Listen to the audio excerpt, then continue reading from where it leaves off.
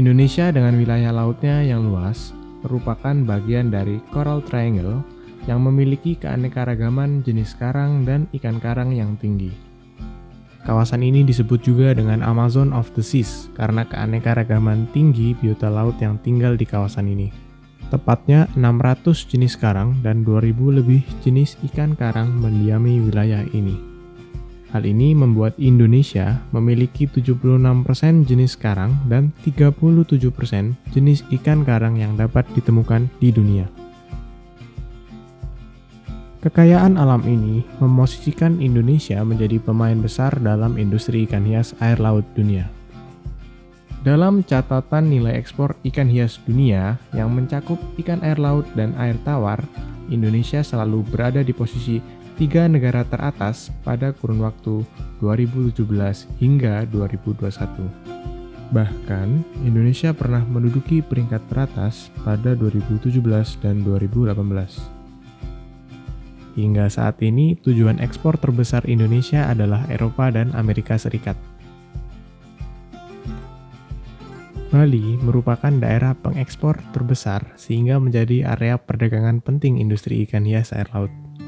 Pada 2017, 58% pengiriman ikan hias air laut dalam negeri bertolak ke Provinsi Bali dengan volume ikan sebesar 1,51 juta ekor.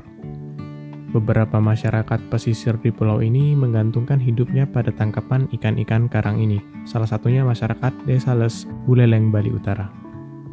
Udah dari tahun 80-an. Awalnya sih cuma main-main aja di pinggir pantai gitu.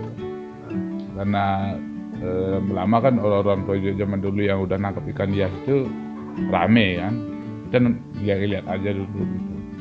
Jadi lama-kelamaan kita jadi kepingin ikut. Sebagai bentuk upaya perbaikan kembali ekosistem terumbu karang, sejak tahun 2010, nelayan ikan hias Desa Les mulai melakukan upaya restorasi dengan terumbu buatan dan tanaman karang. Kalau karang sih mungkin lebih bagus sekarang ya, karena udah dipelihara sama nelayan ya. Mungkin lebih bagus sekarang. Kalau ikannya sih masih sama. Ada sih sebagai ikan ya kayak Moris itu kan, tapi ukurannya udah gede-gede banget. Indukan dakocan juga banyak saya lihat. Udang wayang, udang empe ungu, macam-macam. Ada kadang-kadang bajulan banyak.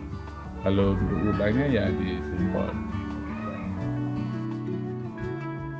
Lalu, bagaimana cara nelayan ini menangkap ikan? Persiapannya paling cuman bekal, ya beli masker, pin, jaring, serep sudah biasa, cuma berbekalan gitu. Udah jalan, harapan, siap-siap, ya nangkep ikan.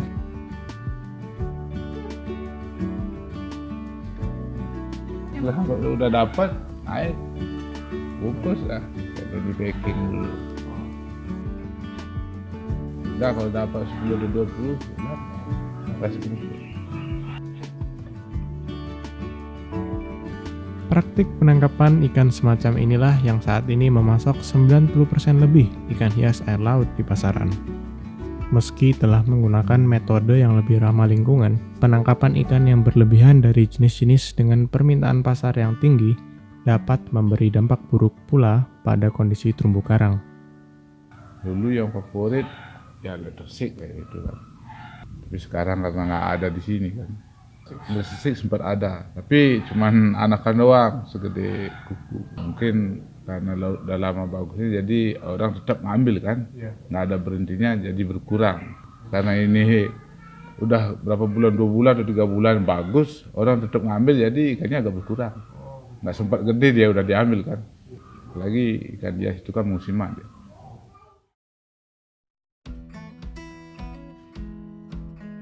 Maka dari itu, pada tahun 2015, Lini mulai melatih nelayan ikan hias dan keluarga nelayan untuk melakukan upaya budidaya, dimulai dengan ikan hias clownfish dan capung banggai di Lini Aquaculture and Training Center. Kedua jenis ikan ini dipilih karena merupakan jenis yang paling diminati pasar dan mudah untuk dibudidayakan. Kegiatan budidaya adalah salah satu upaya konservasi dalam memberikan pilihan pasokan ikan hias untuk diperdagangkan, sehingga tak hanya bergantung pada tangkapan alam. Saat ini, kegiatan budidaya ini juga memberikan pemasukan tambahan bagi keluarga nelayan.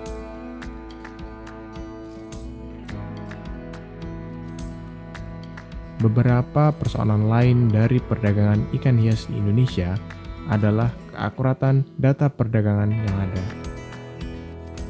Pendataan jumlah individu berdasarkan jenis ikan hias laut yang diperoleh dari suatu lokasi dari waktu ke waktu diperlukan untuk memastikan rantai pasok yang lestari, sehingga industri ini dapat dimanfaatkan secara berkelanjutan.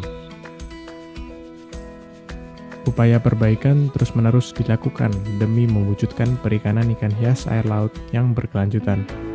Menjawab tren pertumbuhan perdagangan ikan hias dunia dari tahun ke tahun, langkah-langkah strategis perlu segera dilakukan untuk melestarikan populasi berbagai jenis ikan hias air laut sembari tetap memperoleh manfaat ekonomi. Terlepas dari upaya yang dilakukan oleh nelayan sebagai mata rantai dasar, pelaku usaha juga perlu memperhatikan aspek kelestarian dan mendorong kebijakan perdagangan dan perikanan ikan hias yang berkelanjutan.